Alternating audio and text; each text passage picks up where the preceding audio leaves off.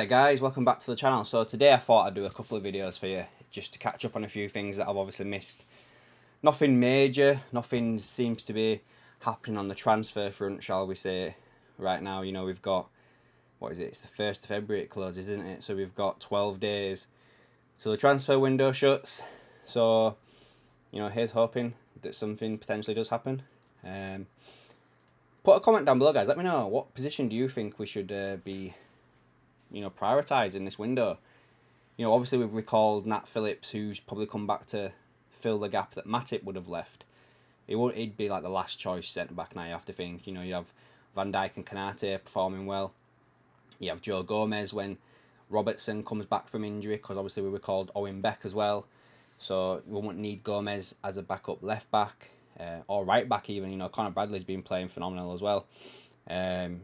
So that he'd come back as a centre back option. Kwanzaa has done well when he's played, so you'd say that'd be the front four, and then Phillips would be obviously the backup if anything was to happen to any of the other ones, or just to give him a rest anyway. So I don't know, guys. Like, I am a little bit. I'm unsure what they're gonna do. It's one of them as well where I wouldn't be surprised if they went and signed a forward for some reason. Just, you know, like we've had it before in the January where we signed 2 forwards from at the time when they've come in, we're kind of like, why have we signed them? And then we've realised obviously it was a good thing to do. But yeah, I just don't know who they're gonna get in. I'd have thought if they were gonna get a midfielder, they'd have had one by now, especially with Endo being gone and McAllister just coming back from injury. I thought that would have been the first thing they would have done, but yeah, I am pretty much unsure now on where we stand with it all. But yeah, maybe it could be a deal that we were going to do in the summer, you know, as in like Gakpo and Diaz, and then when we sniff out that another team is close to signing that player, then we'll take a jump forward and make it, you know, bring that deal forward. But yeah, let's wait and see.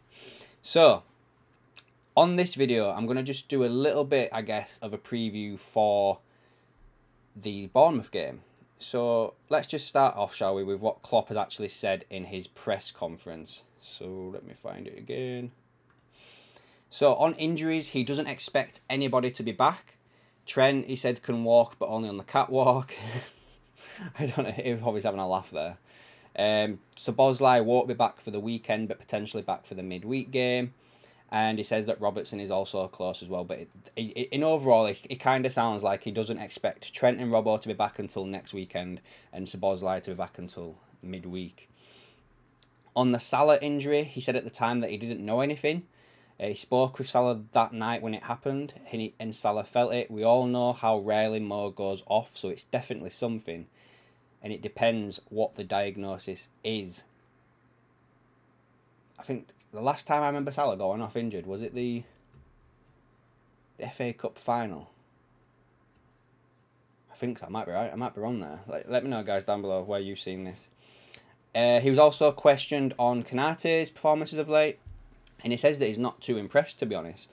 That's just what I expect of him, because that's what he's able to do. Everything starts with a top defence. If that's good, or really good, or super good, you can start playing football. Like, some people could take that the wrong way, but I see that as in he's not trying to hype him up too much. He's kind of like saying, yeah, that's Konate, that's what he does. This is how he plays, you know, it's normal. Which I think is pretty good, you know, you don't want to fill the head full of gas a lot, do you? On the Henderson move to Ajax, he said that he didn't speak to him, but he's happy for him. He was there 100% in Saudi for the interesting experience. He thought it's better for him, his family, to come back to Europe. They combine their talent and experience, and that's why Hendo's there. Yeah, I don't have much to say about that move for Henderson to Saudi. It doesn't really affect Liverpool, doesn't really affect me. But yeah, I guess the grass isn't always greener. We've seen that many times with Liverpool players. But at the same time as well, guys, I think you've got to take into consideration as well that Henderson felt like he was being pushed out, and he came back in the pre-season probably one of the best form fits that he's ever been in. And I know there's a few people out there saying that he should have stayed, he should have done this, but the way I see it is if Henderson had stayed, we probably wouldn't have signed one of the new midfielders that we've already got. Be that Gravenberch, Szoboszlai, you know, we already had McAllister pretty much done. So it would have been one of them two we wouldn't have got if Henderson had stayed. because it's not just the transfer fee you get, but it's the wages as well that's off the books, especially with the sustainability model that FSG have got. It's one of them. It's a catch-22, you know. If he'd stayed, we might not sign one of them. He's gone. We've signed some other players. We're doing really well. We're pretty much going to win the league. Oh, I can't believe I just said that. That just fell out. Oh, let's see what happens there. We're in contention to win the league. And then, yeah, let's see what happens with the league, guys. I can't believe that just fell out. That's pretty confident, isn't it? Bloody hell.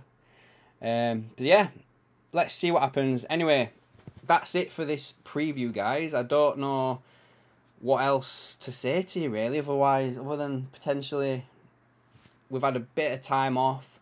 You would expect that this is one of them games where Liverpool need to show that they have moved on, because I expect Bournemouth to come and just sit and hit us on the counter-attack. And it could be a pretty good game, guys. Let's see what happens, obviously, but this is one of them games where it's one of them champions winning games, you know, where you're playing a team that you're supposed to beat and they're hard to break down and yada yada yada. It could be just a 1-0 tomorrow, guys. It really could, but all being well, we get the 3 points because City are on our heels and we need to keep that gap going. Right then, guys, I'll leave that one there and I'll be back with another video straight after this, and I'll catch you in the next one.